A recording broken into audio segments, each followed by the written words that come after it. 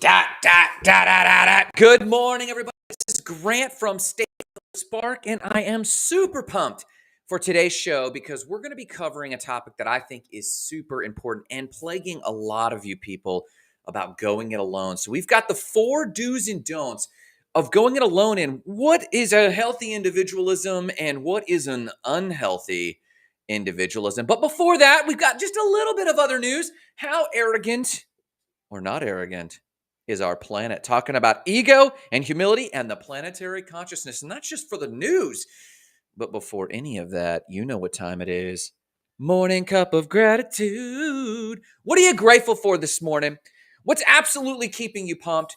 What's keeping you focused? What's driving you today on this Monday? I know what's driving me, man.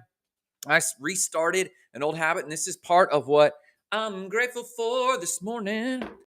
I restarted my 8x card every single day, and the 8x5 or the 5x8 card or 3x5 card has my intentions, my big, hairy, audacious goal, what I'm working towards, and then my top 5 for the day. That goes in my Moleskine and keeps me focused, goes into my pocket. But let me tell you something. This has got me so energized and focused that even when I'm hitting some of the same old thought patterns, the same old confusions, the same old frustrations, these cards keep me updated. And I'm thinking about starting an NFT collection of these in my lifetime for how many of these it takes to achieve my big ass goals. Yes, I said ass before 8 a.m. I apologize. Sorry, not sorry, but good morning. Thanks for the like, Root. I hope you're doing great this morning. So what else are you grateful for? I'm grateful for a recharged weekend. I'm grateful that I got completely refreshed over the weekend. I'm grateful that I've got some awesome appointments lined up this week. Doing a crypto panel tomorrow, meeting with some of the panelists today. I've got some sales calls. I've got tons going on that I'm super pumped about, but I also got into my art this weekend. I also got my workouts in this weekend. Yes, I got back on my 75 hard this weekend and eating right and drinking right. So much to be grateful for. What are you grateful for? What's keeping you pumped? You got to know what's getting you excited. Oh, here we go. Roots dialing in. Grateful for. Wait for it. We'll wait for it. We'll give it just a few quick seconds before we move on, Root. Well, we'll hear from him in a second. I'm absolutely sure. Let's talk about other news. So, ego, the living planet, or is Earth humble? Let's talk about planetary intelligence.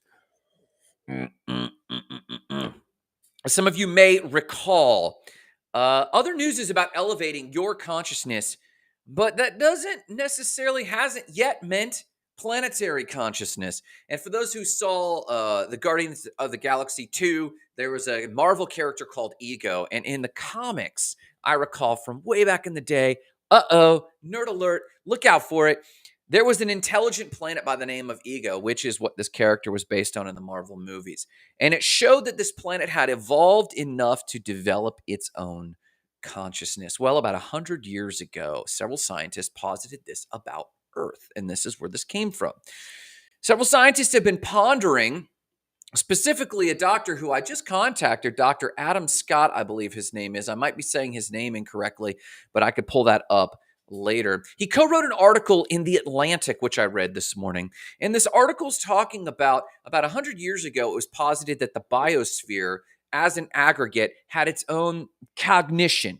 And that meant that the biosphere, the cryosphere, the troposphere, and all of these different layers of the planet acted as a sort of cell.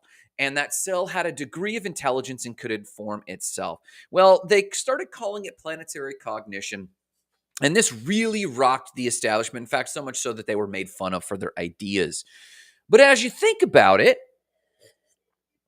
especially if cognition is different than consciousness, the ability of a tree to show cognition, it has an interplay with the environment around it, and that interplay sends out a signal to the other trees. And that largely can be considered cognition. Now, is it a conscious being? We have yet to find out, but we have begun to find out there's a lot more conscious beings in our biosphere or biome than we originally thought. We're finding out that dolphins and seaborne mammals like that are showing a great degree of something beyond cognition into consciousness. We know from Coco's kitten, Coco the gorilla, who showed a great degree of emotive consciousness, and we are starting to accept that many primates are also showing a large degree of consciousness beyond cognition.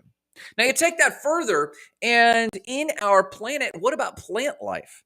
Well, it's showing that there's a lot of fungal or mycelium networks, which are basically mushrooms. Mushroom networks actually live more vibrantly under the soil, out of sight. When they pop up and you see a mushroom, that's actually only one iteration of the mushroom. In fact, more than anything, it's like a synaptic network that goes around under the soil. In fact, some of these go on for hundreds of miles and they connect with other plant species to talk to themselves and other parts of the plant species. An example is that you might have a large pine, something happens to the pine, a fire or a wind or a hurricane, and then messages go down to the mycelium network. We've tracked those messages from the mycelium network as they're interplayed in the root system, and then those messages then occur among other pine trees.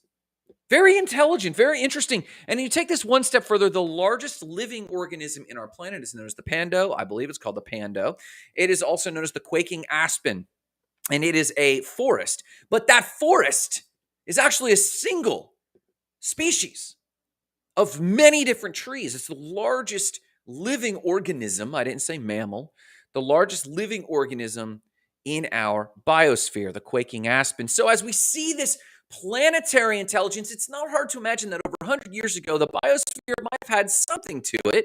And then about 50 years ago, they came up with the Gaia theory, and that is that interplay of intelligence was more intricate and more intertwined than we first thought. And then today, there's an aspect of the technosphere that's also creating a feedback loop, a technosphere as part of the planet in terms of satellite information, radio waves, and whatnot that are actually influencing different aspects of the biosphere, the green sphere. And so now scientists and the article in the Atlantic this week have posited that we probably have a budding, immature consciousness, cognition, not consciousness, cognition on this planet that should be respected as its own living organism. Real quick, Austin, back for the show. Love this topic. Enjoying my daily cup of gratitude. That's what I'm talking about. Austin, are you still on your cruise? Let me know when you get back or Facebook message me when you're available, because I do want to continue with us doing our interview about real estate investment and financial freedom. Hope you're doing. Oh, wait, no, that's Billy Weigel. I'm sorry. Austin is a different gentleman. I apologize, Austin. I hope you're doing fantastic this morning. And thanks for the love, Connie. I hope you're doing great this morning. So is the planet a living organism? Well, I'll let you decide. Here's the article right here. I'm going to put it in the comments so that you can actually read up on this yourself.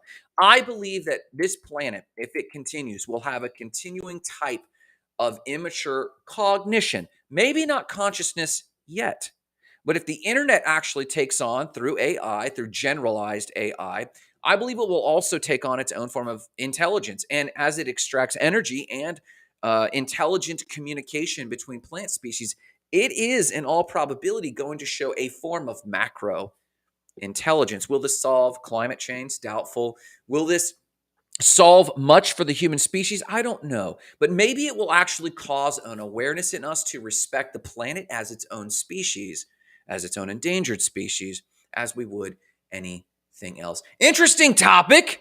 Interesting topic this morning. And that, my friends, is other news. And that leads to another form of cognition.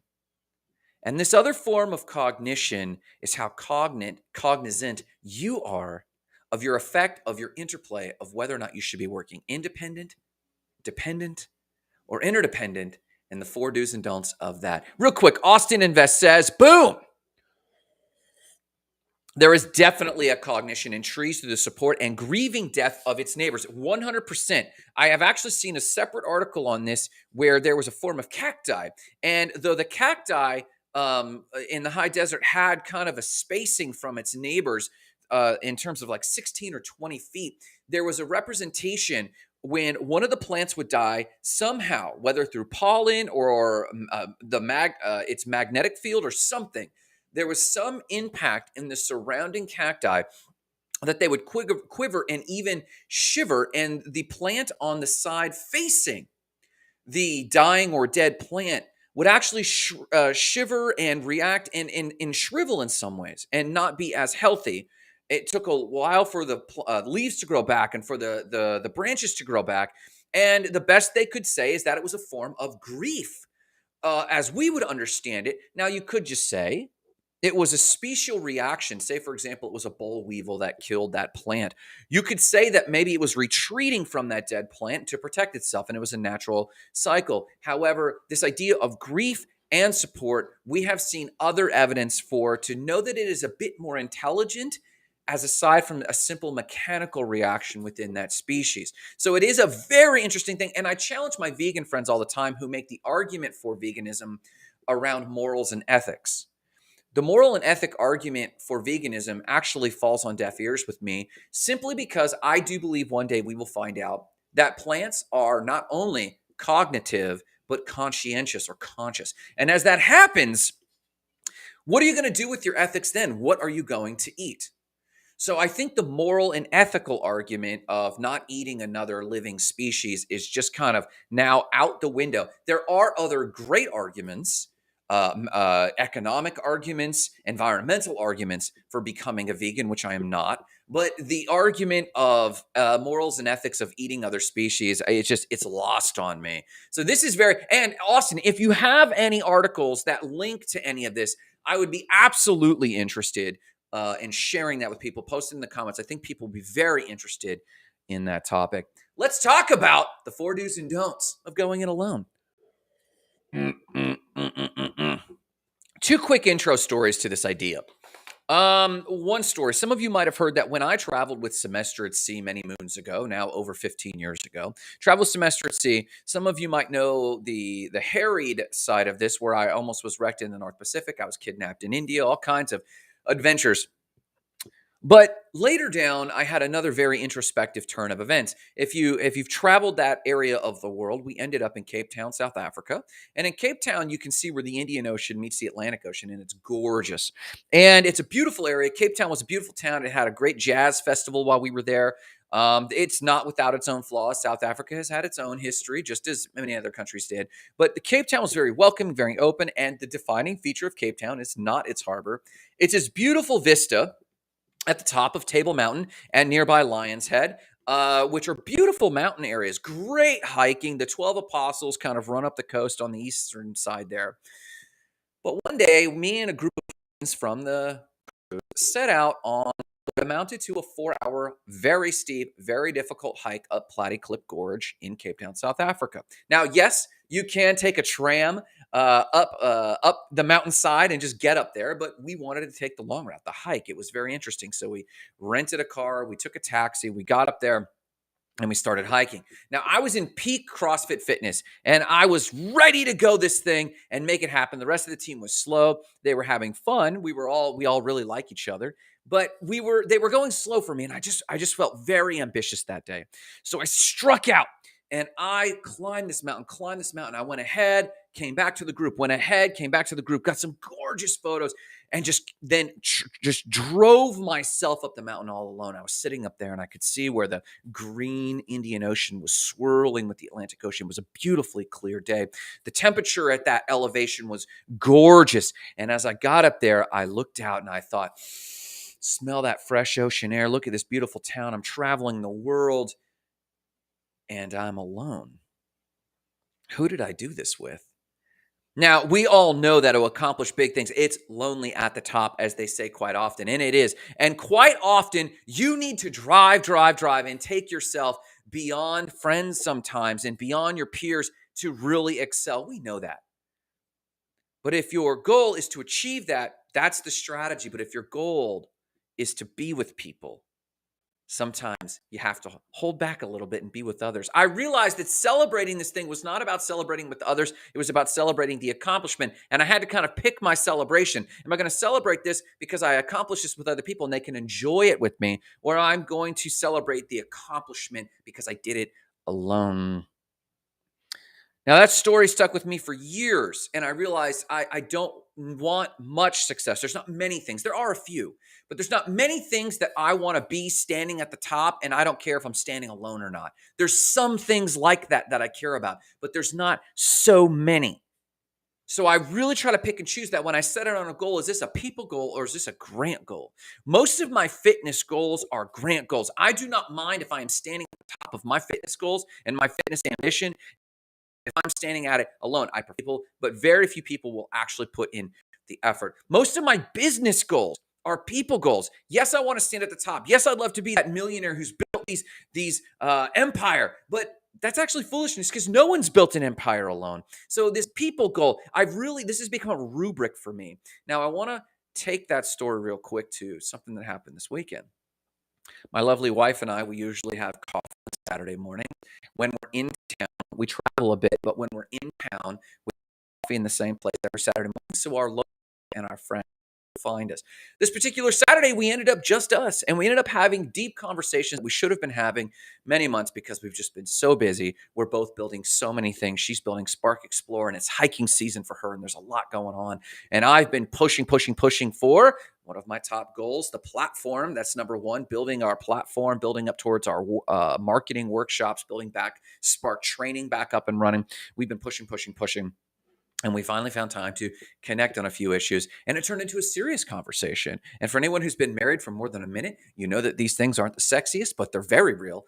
And we had this conversation, and we were reviewing some of our past attempts, some of my past attempts at book launches and workshop launches and business launches. And there was a lot of what others would call failures. I call these learning experiences, but you know how this goes with your intimate partners. And one of the things she said was, Grant, it's your failure at leading that has caused many of these past things to fail.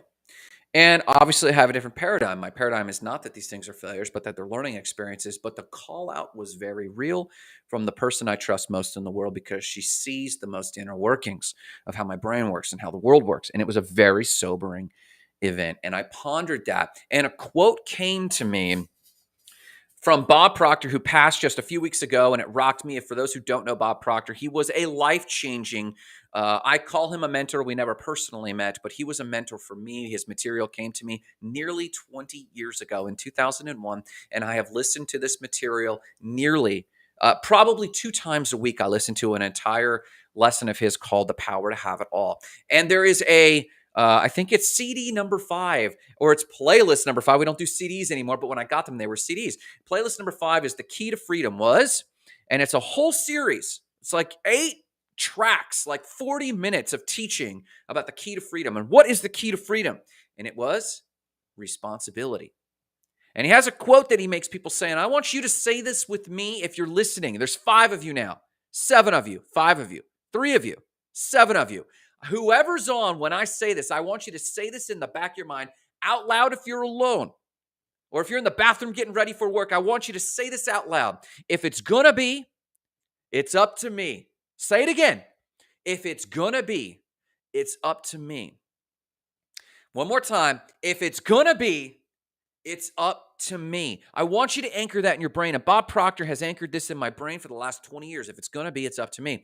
Now, here's the negative side of this. There's a very toxic hustle culture out there.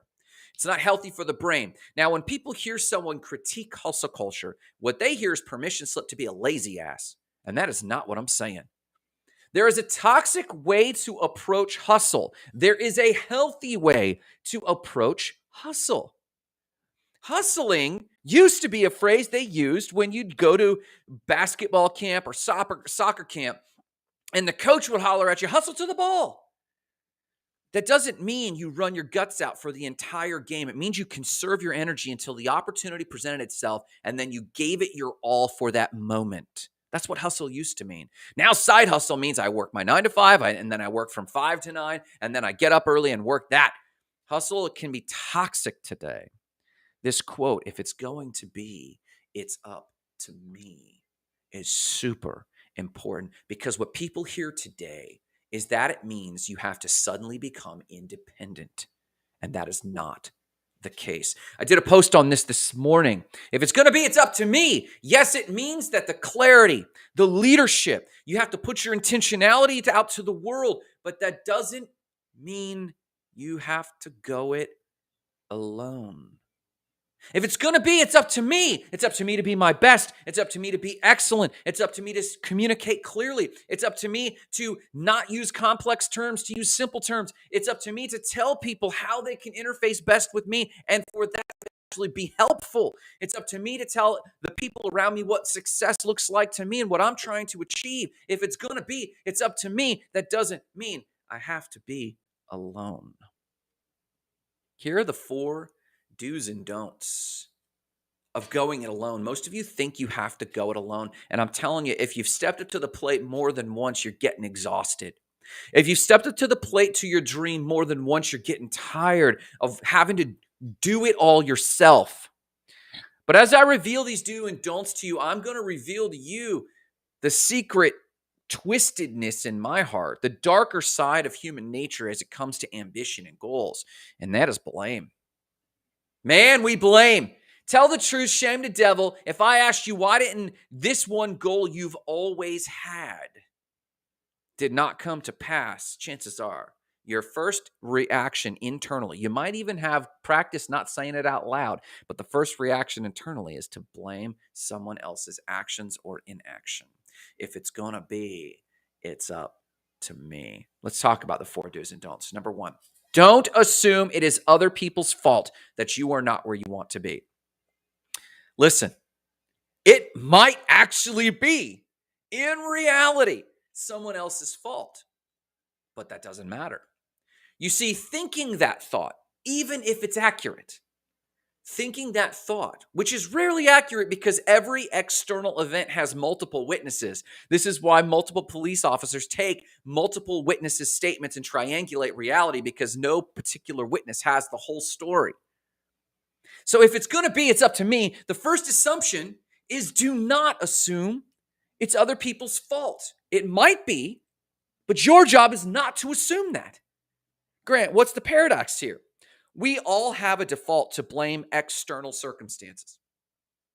We all have a default. It's not just extroverts. Introverts also believe they're smarter than extroverts. Extroverts believe that they've brought all that needs to happen, and it's other people's fault for not acting on it. This is a default in me. It's a default in extroverts. And introverts have a default that they knew better the whole time.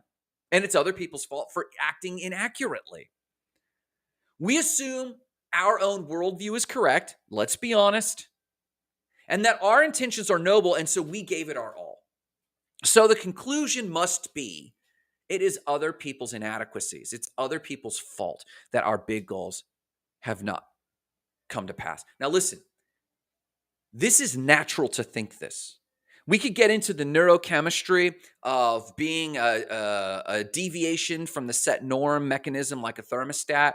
We believe our worldview is correct. We have to believe that to move forward. That is like a default. Like the way I see things are accurate for me, and I've done the best I can, and my intentions are noble, and other people missed the mark. They didn't understand what I was saying. They mistook what I was saying.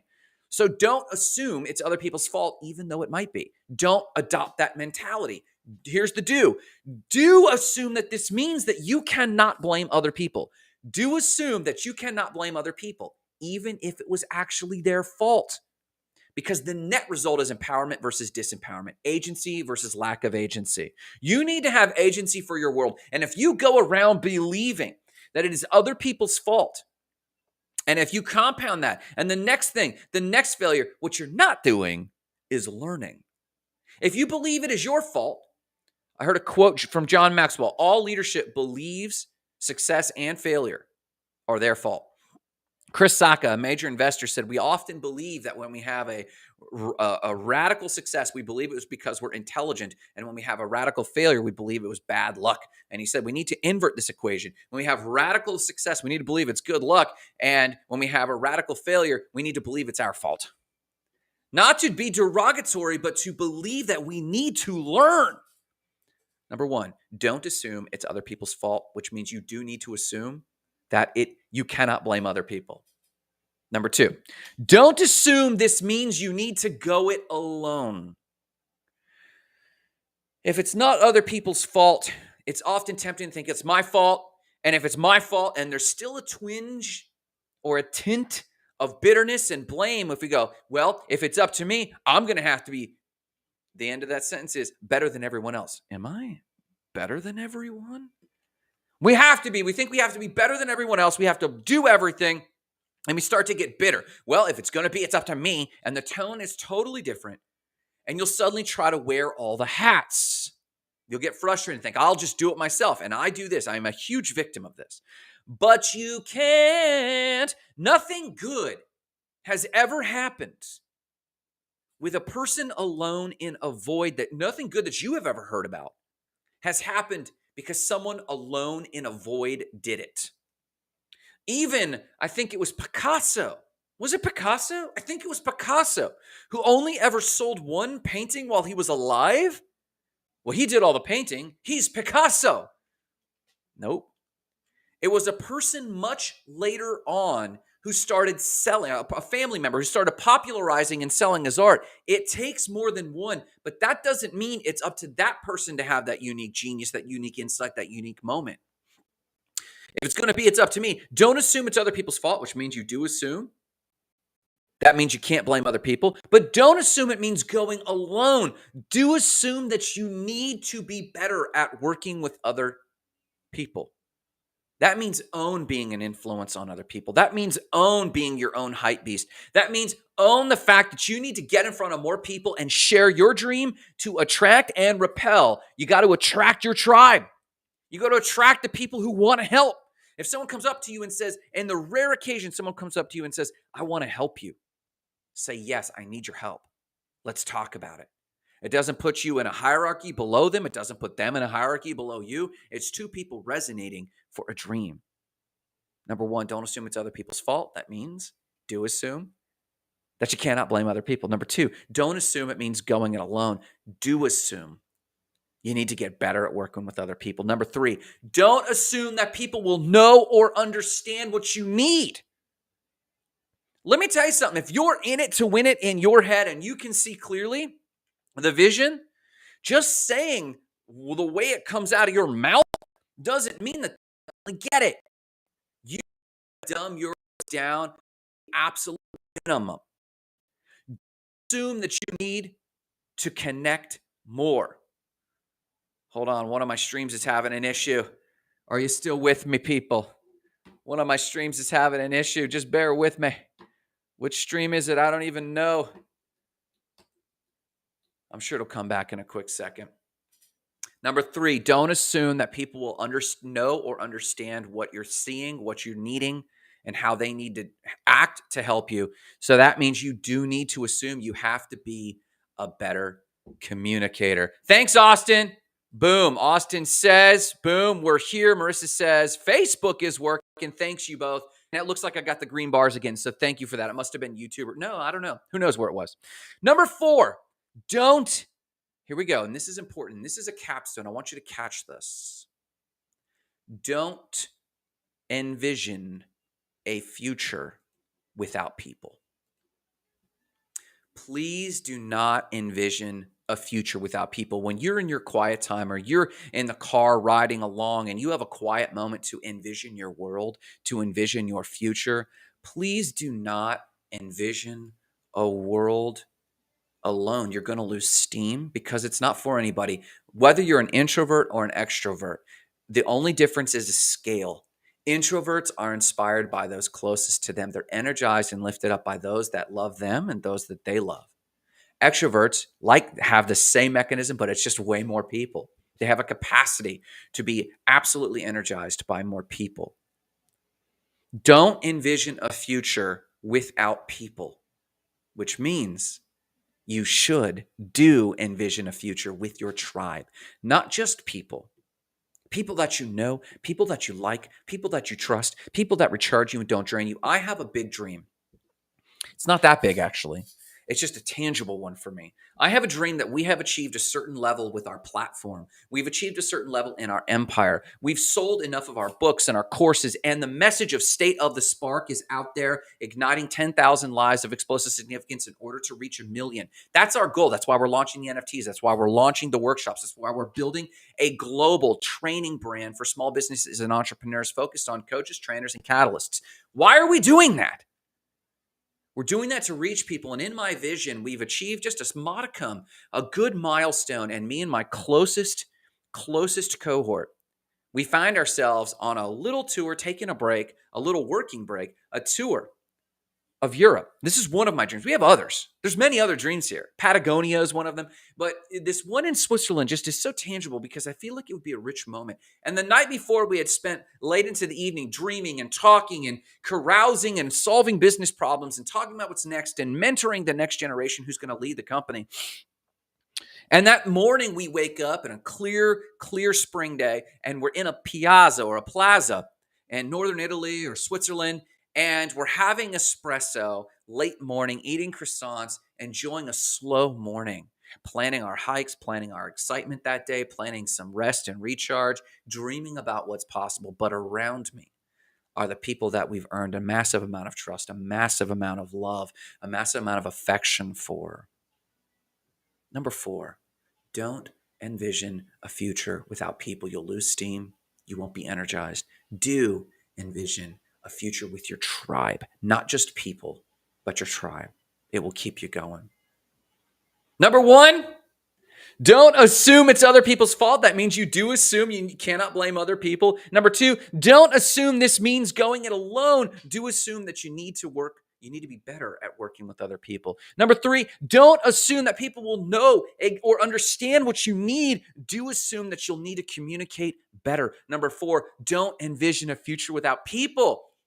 Do envision a future with your tribe, a strong, tangible one. Listen, I hope this has been useful for you. I hope this has been helpful. I hope you realize you cannot actually go it alone. The sooner you accept that, the sooner you'll have to stop blaming people. The sooner you stop blaming people, the sooner you'll own, I have got to be much better than I have been. If I thought I've made it to somewhere, I've got to be even better. If I thought I've grown from a plebe entrepreneur at the age of 18 to today at 42, I've got to make that much progress in the next 2 years, not 20. I need to progress better. I need to do more. And it's possible, but only if I don't go it alone. This is why Stephen Covey says you start out dependent. You first then go through a season of being independent, but know when it's time to hang up that hat and become interdependent. I hope you learned something. I hope you have a kick-ass day. Share today's show with someone. If you love this material, like or subscribe. No matter what you do today, though, remember the mission. Igniting lives of explosive significance, starting with your own.